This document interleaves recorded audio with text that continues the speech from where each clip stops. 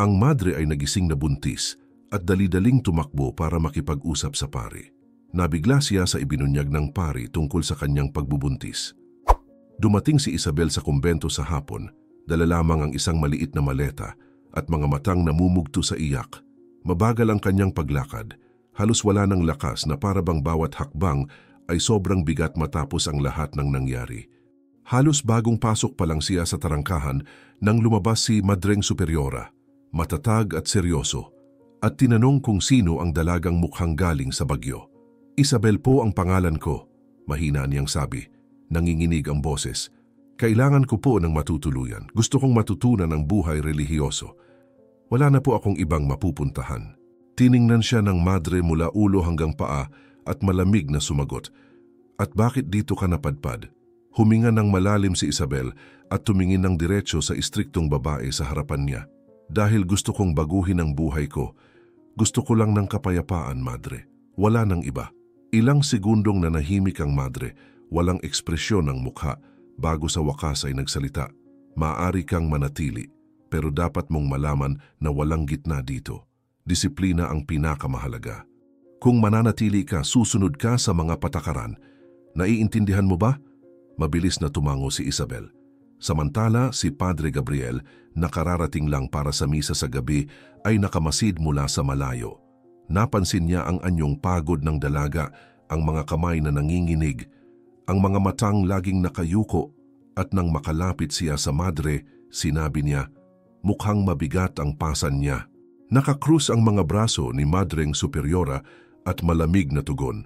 Hindi siya ang una na pumarito na ganyan ang sinasabi. Titingnan natin kung tatagal siya. Payapa ang tinig ng pari nang sabihing, kung gusto niyang maglabas ng saloobin, pwede ko siyang kausapin. Minsan kailangan lang nila ng taong makikinig. Bahagyang tumango ang madre, ngunit nanatiling matigas ang mga mata nito.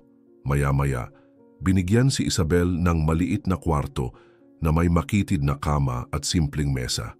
Nang makaupo siya, tinitigan niya ang sariling mga kamay at naalala ang huling araw sa kanilang bahay. Simulat sa pulsimbahan na lang ang iniisip mo, sigaw ng dating asawa niyang si Ramon. Ayoko ng babaeng ganyan, umalis ka sa buhay ko. Naalala niya kung paano itinapon ng lalaki ang kanyang mga damit sa pinto. Puno ng paghamak ang tingin at sinabing may iba na siyang babae, mas bata at hindi raw fanatiko. Pumikit si Isabel at muling naramdaman ang bigat ng araw na iyon. Pero narito na siya ngayon at hinding-hindi na babalik. Kinabukasan, bago ang misa, nakita siya ni Padre Gabriel sa patio.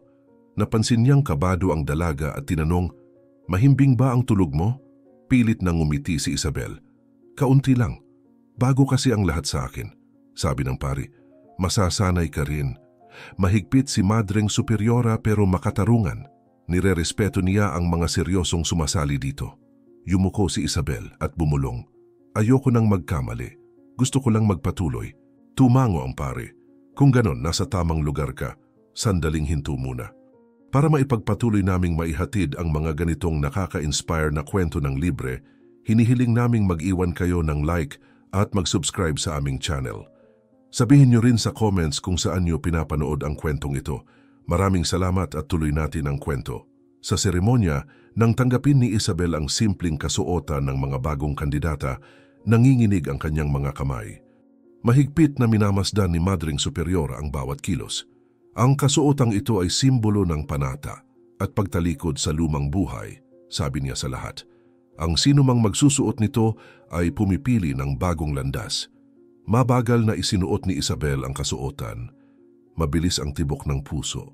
Nang matapos, palihim siyang tumingin kay Padre Gabriel na ngumiti bilang pagsuporta. Pagkatapos ng misa, habang tinutulungan siyang magligpit, sinabi ng pari, kita ko ang determinasyon sa mukha mo nang isinuot mo ang kasuotan.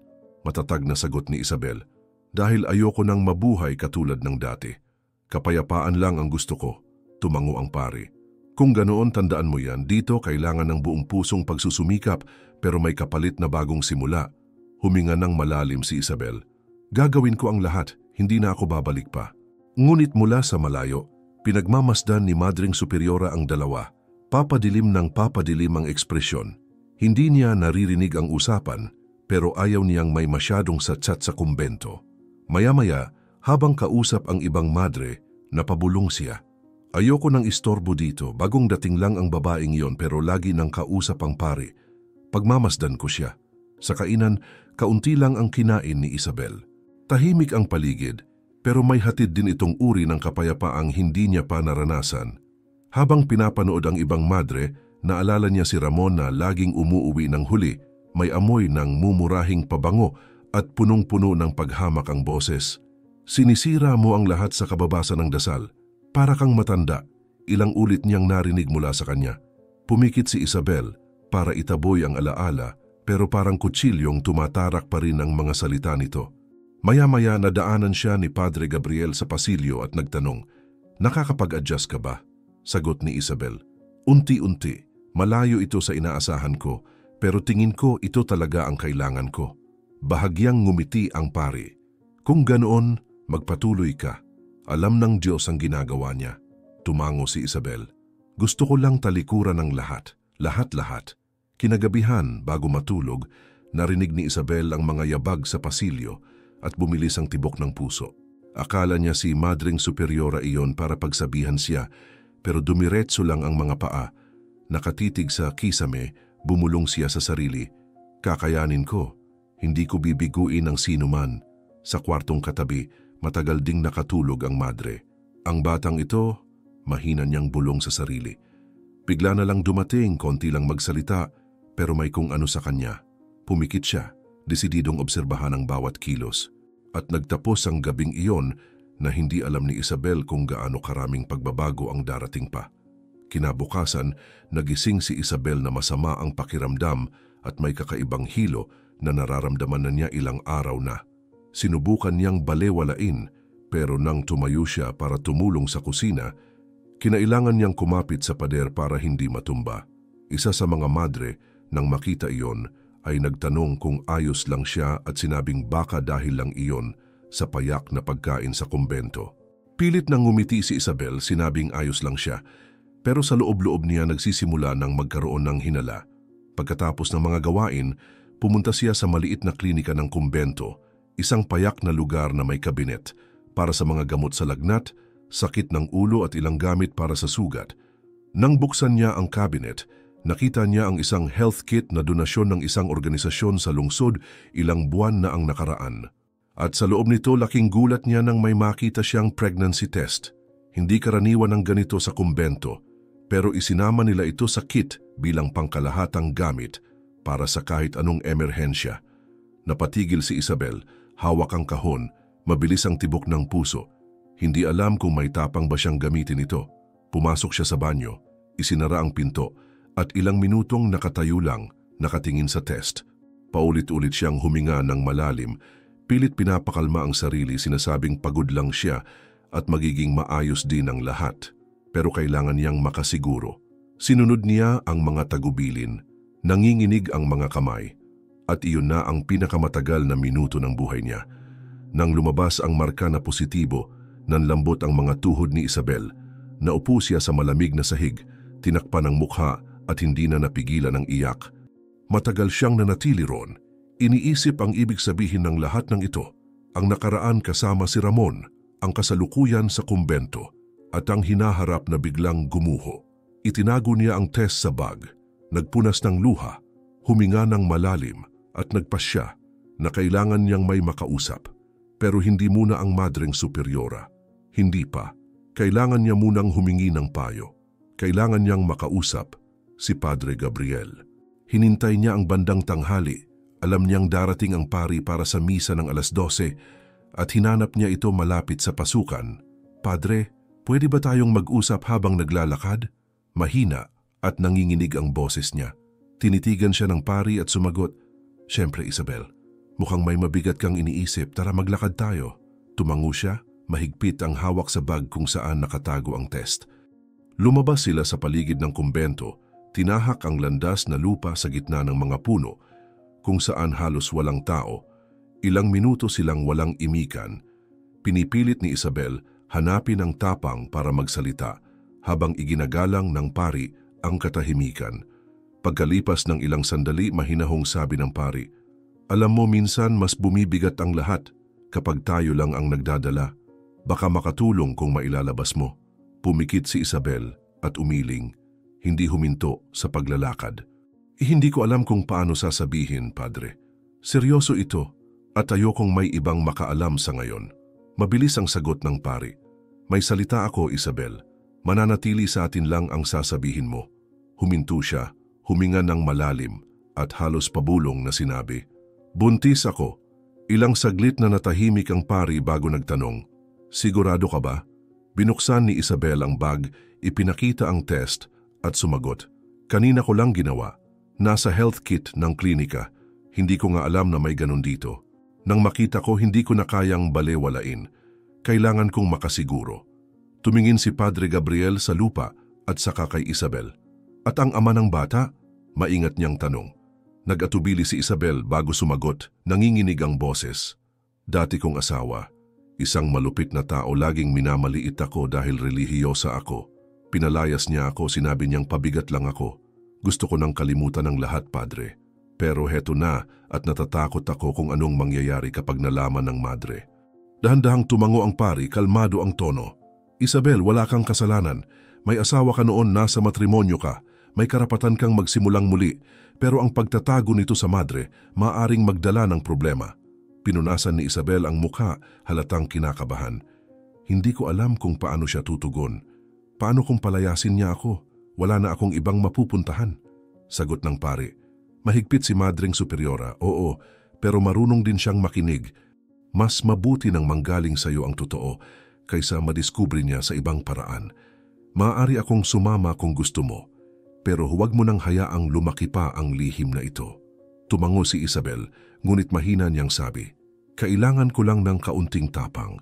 Hindi ko pa alam kung paano sisimulan. Ipinatong ng pari ang kamay sa balikat niya at sinabing, kapag handa ka na, narito lang ako. Pero huwag mong patagalin. Mas lumalaki ang lihim kapag itinago. Habang bumabalik silang dalawa, hindi nila napansin na mula sa malayo ay pinagmamasdan sila ni Madring Superiora. Nakapulupot ang mga braso at may halong hinala ang tingin. Hindi man niya marinig ang pinag-uusapan, malinaw niyang nakikita ang luha sa mukha ni Isabel at ang pari na pilit siyang pinapakalma. At habang tumitingin siya, mas lalo siyang nakakatiyak na may tinatago ang dalawa. Ilang araw ang lumipas bago napansin ni Isabel na hindi na kayang itago ng mga damit ang unti-unting paglaki ng kanyang tiyan. Pilit niyang tinatakpan, minsan may dalang mga aklat na dikit sa katawan o kaya'y laging nakayakap ang mga braso sa harapan, pero palaging mas nagiging halata. May ilang madre na nagsimulang magpalitan ng mga tingin sa pasilyo at alam niyang hindi magtatagal si Madring Superiora na laging mapagmasid para mapansin din ito. Kinabukasan, habang tumutulong si Isabel sa kusina, biglang pumasok si Madring Superiora. Matalim ang tingin at mariin ang boses at sinabi na kailangan nilang mag-usap kaagad sa pangunahing silid. Ramdam ni Isabel ang mabilis na pagtibok ng puso niya, pinagpapawisan ang mga kamay at tahimik na sumunod.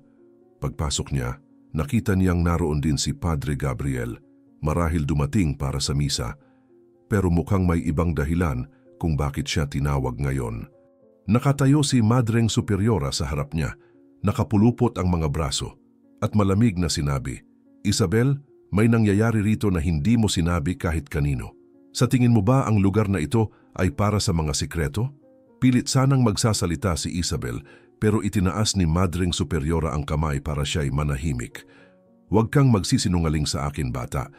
Malinaw na may tinatago kang mabigat mula noong araw na pumasok ka rito. Ipapaliwanag mo ba ngayon o hahayaan mo akong gumawa ng sarili kong konklusyon? Isang hakbang ang inilapit ni Padre Gabriel. Napansin ang panginginig ni Isabel. Madring Superiora, marahil dapat muna nating pakinggan si Isabel bago tayo humusga, mahinahong sabi niya. Tiningnan siya ni Madring Superiora ng may inis. Padre Gabriel, hindi maaaring maging lugar ng iskandalo ang kumbentong ito. At ang nangyayari ngayon ay mukhang isa na ngang iskandalo. Huminga ng malalim si Isabel at nagsalita, nanginginig ang tinig. Ayaw ko pong manahimik, Madre, pero natatakot ako. Ako po ay buntis. Nanlaki ang mga mata ni Madring Superiora, isang hakbang siyang umatras, pero agad ding bumalik sa dating tikas ang kanyang tindig. Buntis? Ulit niya nang may galit. At naglakas loob kang pumasok dito nang hindi nagsasabi ng totoo? Magpaliwanag ka, Isabel. Paano ito nangyari? At bago ka pa magsimula ng mga palusot, tandaan mong hindi ko tinotolerate ang kasinungalingan dito. Napaiyak si Isabel. Mabilis lumabas ang mga salita. May asawa po ako, madre. Pero hindi niya ako iginalang kailanman. Araw-araw niya akong inaaway dahil sa pagiging relihiyosa ko, lagi akong hinahamak. Sinasabihang pabigat ako sa kanya. Nang malaman niyang buntis ako, pinalayas niya ako. Sinabi niyang may iba siyang babae at wala akong silbi. Wala na akong ibang mapuntahan. Kaya ako nagpunta rito. Gusto ko lang ng kapayapaan, madre. Gusto kong magsimula muli. Sumabat si Padre Gabriel. Isinalaysay niya sa akin ang lahat ilang araw na ang nakakaraan. Hinikayat ko siyang kausapin kayo, pero naintindihan ko ang takot niya. Hindi siya pumunta rito para manlinlang. Naghahanap siya ng kaligtasan at pananalig. Ilang segundo ring tahimik si Madreng Superiora, naglalakad-lakad na tila nag-iisip ng malalim. Pagkatapos ay nagsalita siya. May malinaw na patakaran ng kumbento, Isabel. Hindi pwedeng pumasok ang isang nobisyada nang may itinatagong ganito. Kung may ugnayan ka pa sa lalaking iyon, hindi ka maaaring manatili dito. Kailangan ko ng oras para magpasya, pero tandaan mong baka mapilitan akong paalisin ka. Pinahid ni Isabel ang luha, halatang desperado. Madre, wala na po akong anumang ugnayan sa kanya. Kinasusuklaman na niya ako, ayaw niyang malaman ang tungkol sa bata. Ayaw na niyang malaman pa ang tungkol sa akin. Malamig na sagot ni Madreng Superiora. Hindi sapat ang mga salita. Kailangan ko ng patunay na wala na kayong koneksyon. Habang wala pa iyon, mag-iisip ako kung ano ang dapat gawin. Pwede ka nang umalis. Halos tumatakbo si Isabel palabas ng silid. Basang-basa ng luha ang mukha. Ramdam ang lubos na pagkalito. Sa pasilyo, sumandal siya sa pader at tinakpan ng mga palad ang kanyang mukha. Alam ko nang mangyayari ito. Mahinang bulong niya sa sarili, nanginginig ang boses. Para bang biglang bumagsak ang buong mundo sa kanyang balikat. Ilang sandali pa, nakita siya ni Padre Gabriel na nakaupo sa isang bangko malapit sa hardin. Umiiyak pa rin. Umupo siya sa tabi nito at mahinahong nagsabi, "Kailangan mong kumuha ng diborsyo, Isabel. Kung maipapakita mo ang dokumento na tapos na ang ugnayan ninyo, wala nang dahilan ang madre para pigilan ka." Tumingin si Isabel sa kanya. Namumula ang mga mata. Paano kung ayaw niyang pumirma? Galit na galit siya sa akin, Padre. Gagawin niya ang lahat para pahirapan ako. Sagot ni Padre Gabriel. Base sa sinabi mo, sibil lang ang kasal ninyo. Hindi sa simbahan. Mas madali ang proseso kapag ganon. Hindi ito nakasalalay sa sinuman dito.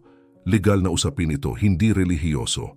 Kapag pumirma siya, mabilis matatapos ang lahat. Malungkot na sabi ni Isabel. Magwawala siya kapag hinanap ko siya. Laging gusto niyang makita akong naghihirap. Ipinatong ng pari ang kamay sa balikat niya. Kailangan mong subukan. Iyon lang ang paraan para makasiguro kang may karapatan kang manatili rito. Gusto lang ng madre na makita na tapos na ang lahat.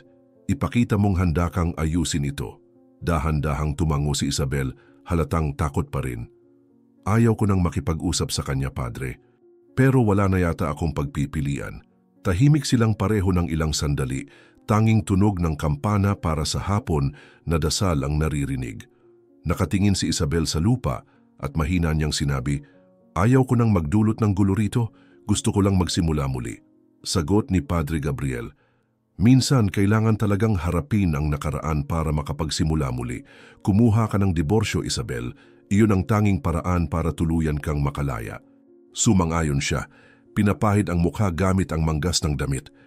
Alam niyang magiging mahirap ang susunod na hakbang, pero alam din niyang kung hindi niya ito gagawin, mawawalan siya ng kahit anong pagkakataon na manatili sa lugar na tanging pakiramdam niya. Ngayon ay maituturing na niyang tahanan. Kinabukasan, mas maaga siyang bumangon kaysa dati, mabigat ang dibdib at malamig ang mga kamay. Halos hindi siya nakatulog sa gabi. Iniisip ang naging usapan nila ni Padre Gabriel at ang mga salitang paulit-ulit na bumabalik mula kay Madreng Superiora. Alam niyang para magkaroon ng kahit anong pag-asa na manatili sa kumbento, kailangan niya ang diborsyo. At ibig sabihin nito ay kailangang harapin si Ramon, isang bagay na iniiwasan niya simula nang palayasin siya nito sa kanilang bahay. Kinuha niya ang address kung saan ito nakatira, huminga ng malalim at nagsimulang maglakad. Ramdam ang bigat ng bawat hakbang. Pagdating niya, nadatnan niyang nakaupo si Ramon sa harap ng bahay. Kausap ang dalawang kamag-anak na maingay na nag-uusap tungkol sa trabaho at pera. Nang makita siya, tumahimik ang dalawa at napatingin. Pero si Ramon ay nakatawa lang ng mapang-asar at nagsalita. Tingnan mo nga naman kung sino ang nagbalik. Ang santang nagkamali ng landas. Mapayapa si Isabel nang sumagot. Nandito lang ako para sa isang bagay. Kailangan kong pirmahan mo ang mga papeles ng diborsyo. Dahan-dahang tumayo si Ramon, may halong galit sa mga mata. Diborsyo, matapos mo akong iwan para lang sa mga dasal at simbahan. Ngayon gusto mo akong itapon na parang wala akong halaga? Pinisil ni Isabel ang labi bago sumagot ng matatag. Ikaw ang nagsabi noon na ayaw mo na sa akin. Nasagabal ako sa buhay mo. Ginagawa ko lang ang gusto mo. Umiling si Ramon. May halong panunuya sa boses. At bakit ko naman gagawin ang pabor na ito para sa'yo? Ano ang makukuha ko? Huminga ng malalim si Isabel. Alam niyang nang uuyam lang siya.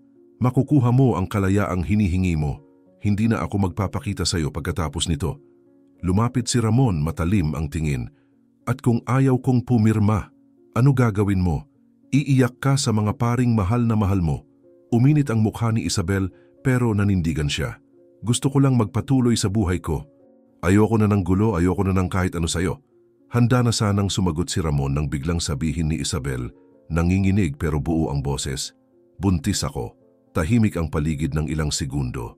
Nagkatinginan ng mga kamag-anak ni Ramon at siya naman ay natawa ng nervyoso bago naging galit. Buntis? At iniisip mong ikukulong mo ako dahil diyan? Baliw ka kung akala mong aalagaan ko ang batang iyan.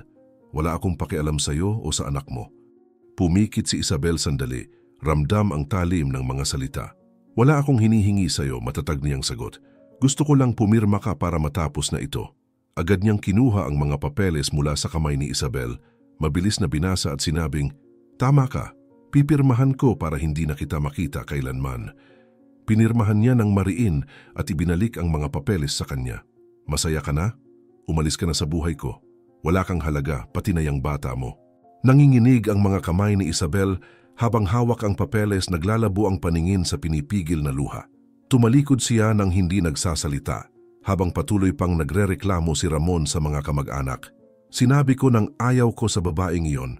Ngayon may anak daw. Problema niya iyon, wala akong oras diyan. May isa sa mga kamag-anak ang nagsabi na sobra na siya, pero padabog ang sagot ni Ramon. Sobra? Hindi. Pinili niya ang buhay na iyan. Siya na ang managot. Sa labas, huminga ng malalim si Isabel at naglakad ng walang direksyon ng ilang minuto, bago bumalik ang lakas ng loob. Kailangan niyang bumalik sa kumbento. Kailangan niyang sabihin kay Padre Gabriel na nakuha na niya ang pirma, kahit pa 3 araw pa bago lumabas ang opisyal na dokumento. Mabigat sa dibdib ang ideya na baka magpasya agad si Madring Superiora at mawala ang kahit anong pag-asa na manatili siya. Pagdating sa kumbento, diretso siyang pumunta kay Padre Gabriel.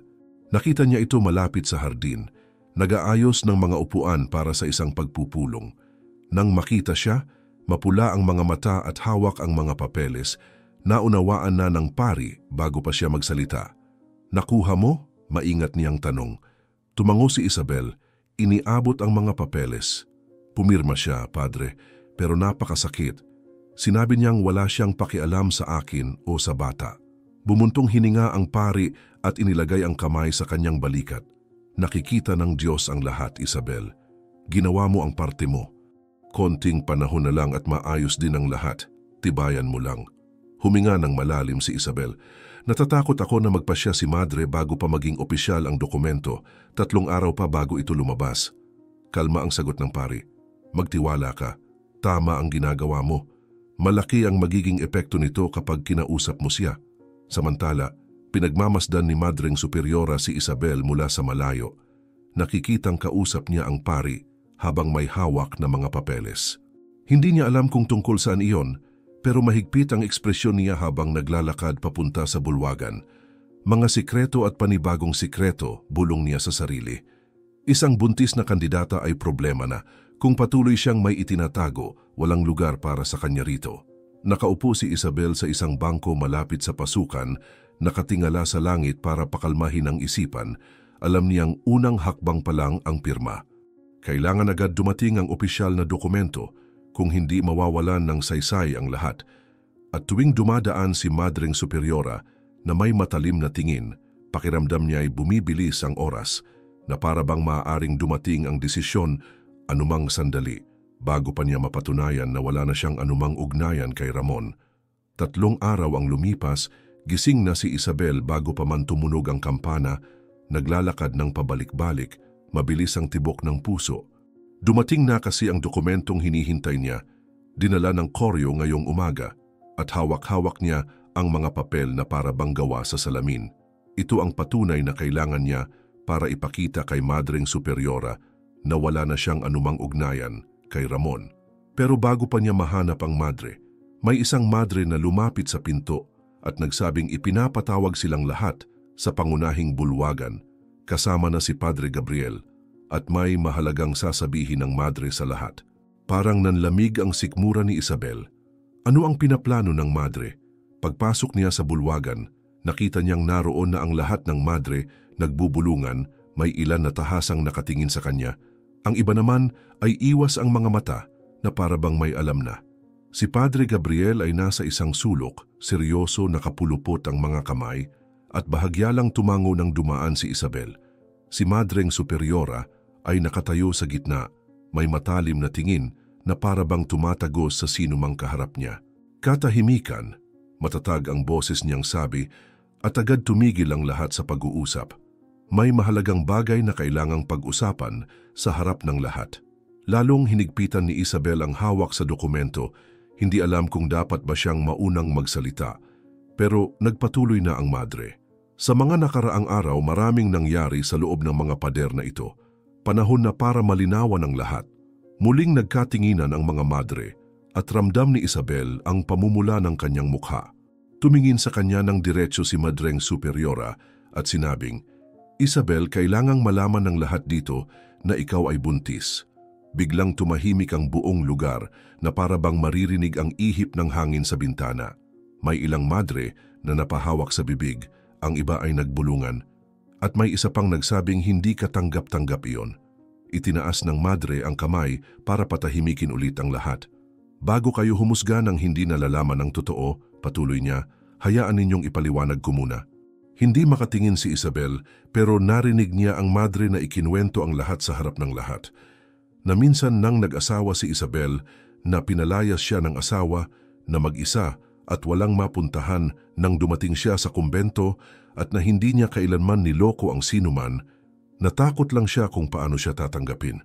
Nagkamali si Isabel sa hindi agad pagsasabi, sabi ng madre, pero hindi nito binubura ang pananampalataya at dedikasyong ipinakita niya mula nang dumating siya rito.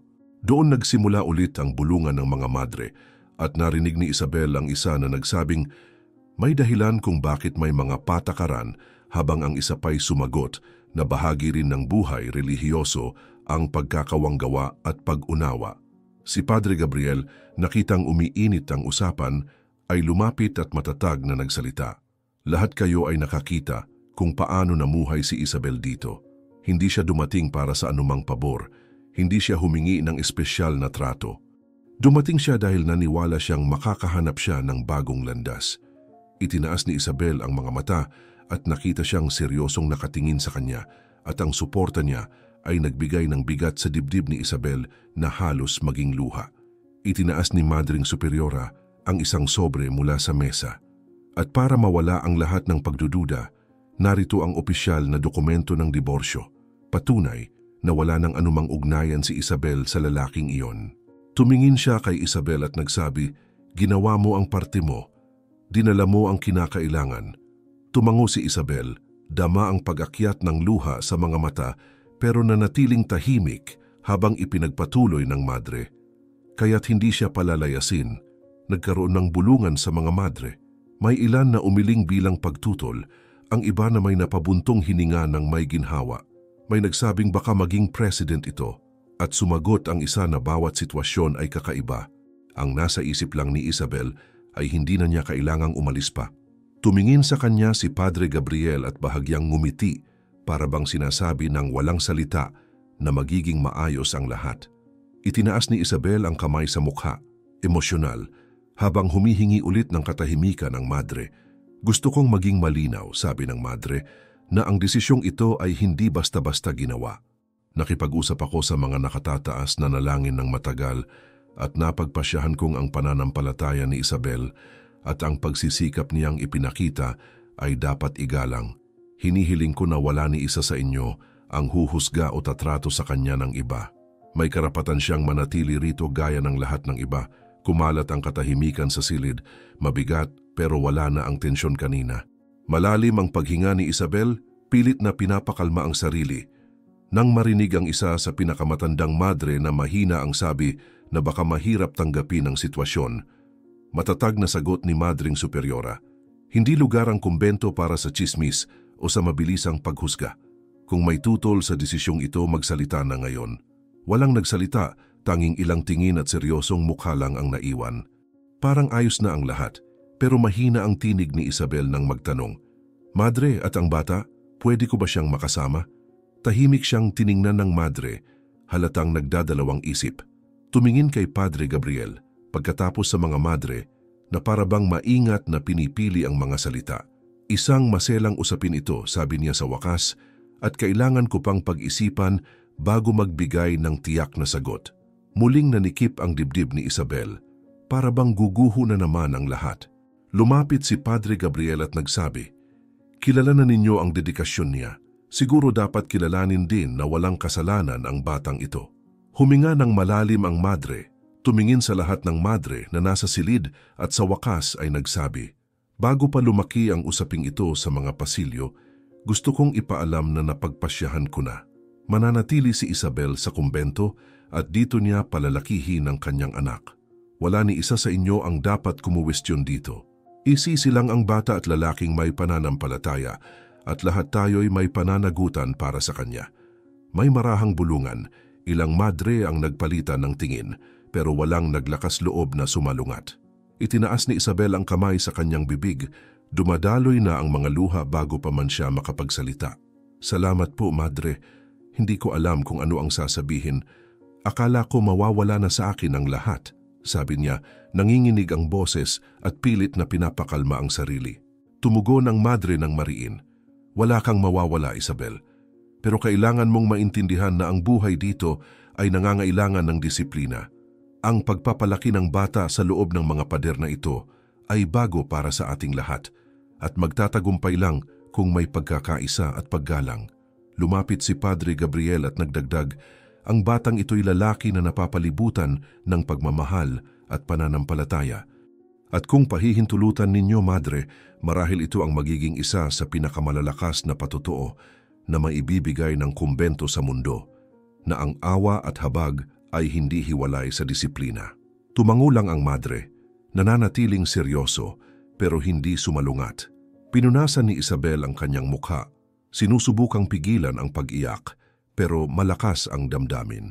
"Nangangako akong ibibigay ang buong buhay ko para alagaan siya at sundin ang lahat ng hinihingi sa akin dito," sabi niya, nakatingin sa madre at saka kay padre. "Ayaw kong biguin ang kahit sino." Ipinatong ni Padre Gabriel ang kamay sa kanyang balikat at banayad na nagsabi, "Wala kang bibiguin, Isabel. Ang lugar na ito na ang tahanan mo at magiging tahanan din ito ng anak mo. Hindi kayo kailanman magiging mag-isa." Habang natatapos ang pulong, may ilang batang madre, puno ng kuryosidad at tuwa, na nagsimulang magsabi na kailangan nilang maghanda ng silid para sa sanggol. Matagal pa bago siya ipanganak, pero pwede na nating pumili ng lugar na tahimik, malapit sa klinika, sabi ng isa. Nagsisimula ng magplano tungkol sa kuna, mga damit at lahat ng kakailanganin. Sumagot ang isa pa habang tumatawa, sinasabing baka sobra silang nauuna, pero agad din itong nakisama sa pag-iisip kung aling silid ang pwedeng ayusin. Narinig ni Madring Superiora ang kanilang usapan at kahit pilit niyang pinananatili ang kanyang matatag na anyo, hindi napigilan ang isang bahagyang ngiti bago siya lumabas ng silid. Nanatili si Isabel doon ng ilang minuto, Sinusubukang namnamin ang lahat ng nangyari. May halong ginhawa at takot sa dibdib niya. Lumapit siya kay Padre Gabriel at mahina niyang tinanong, "Paano kung hindi ko kayanin ang lahat? Paano kung hindi sapat?" Agad siyang sinagot ng pare, "Hindi ka kailanman magiging mag-isa. Ang batang ito ay hindi kailanman makakakilala ng pag-abandona o paghamak. Lalaki siya na napapaligiran ng mga taong nananalangin, nagtatrabaho at nabubuhay sa pananampalataya, at iyan ay higit pa sa maibibigay ng marami." Huminga ng malalim si Isabel, sinusubukang paniwalaan ang bawat salita. Maya-maya, habang inihahanda ng mga madre ang silid na napili, pumunta si Isabel sa maliit na kapilya ng kumbento. Lumuhod siya sa harap ng altar, hawak pa rin ang dokumento ng diborsyo at nanatiling tahimik ng ilang minuto hanggang sa may lumapit. Si Madreng Superiora iyon na lumuhod sa tabi niya nang hindi nagsasalita. Ilang sandali pa, pumasok din si Padre Gabriel at magkasama silang nanatili roon habang mahina lang na sinabi ni Isabel, "Salamat po sa hindi ninyo pagtalikod sa akin." "Akala ko mawawala na ang lahat," sumagot ang madre. "Nawala ang dapat mawala, Isabel. Ang natitira tungkulin mong buuin mula ngayon." Nagpatuloy si Padre Gabriel, "At sasamahan ka ng Diyos sa bawat hakbang." Samantala, sa labas ng kumbento, nagsimulang kumalat ang balita. Isa sa mga kamag-anak ni Ramon na nakasaksi sa pagpirma ng mga papeles, ang nagsabi sa kanya na pinayagan ng madre si Isabel na palakihin ang bata sa loob ng kumbento at na lahat ng madre ay tutulong. Tumawa si Ramon nang may paghamak bago sumabog sa galit. "Ganun ba? Gagawin na nilang daycare ang kumbento? Bahala sila. Wala na akong kinalaman sa babaeng iyon o sa batang iyan." Sigaw niya, sinipa ang isang upuan at ipinakitang ayaw na niyang marinig pa ang tungkol sa kanila. Bumalik sa kumbento, lumabas si Isabel mula sa kapilya na namumula pa ang mga mata pero mas kalmado na ang anyo. Nakita niyang may dalawang madre na sumusukat ng espasyo sa napiling silid at isa pang nagsasabing pwede silang manahi ng mga damit ng sanggol gamit ang mga telang donasyon. Ang galaw na iyon, ang pagkakaisa, ay nagbigay sa kanya ng pag-asang baka nga maging maayos ang lahat. Dumaan si Padre Gabriel sa tabi niya at sinabi, "Kita mo, bago pa siya ipanganak, may mga nag-aalaga na sa anak mo." Ngumiti si Isabel ng bahagya kahit may luha pa sa mga mata. Pagsapit ng gabi, bumalik siya sa kapilya mag-isa. Ipinatong ang kamay sa tiyan at mahina niyang sinabi, "Magkakaroon ka ng ibang buhay. Lalaki ka sa isang lugar na puno ng kapayapaan. Ipinapangako ko." Sa labas, tahimik ang kumbento at sa unang pagkakataon mula nang dumating siya, naramdaman ni Isabel na ito ang simula ng isang bagong buhay. Wala na si Ramon, wala na ang takot. Tanging ang pananampalataya na ngayon ang gagabay sa lahat ng darating. Maraming salamat sa pagsama hanggang sa dulo.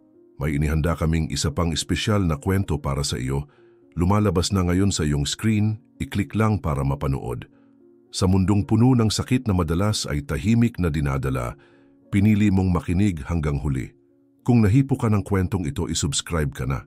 Nakatutulong ito para maipagpatuloy naming maihatid ang mga tunay na kwento na karapat-dapat ikwento.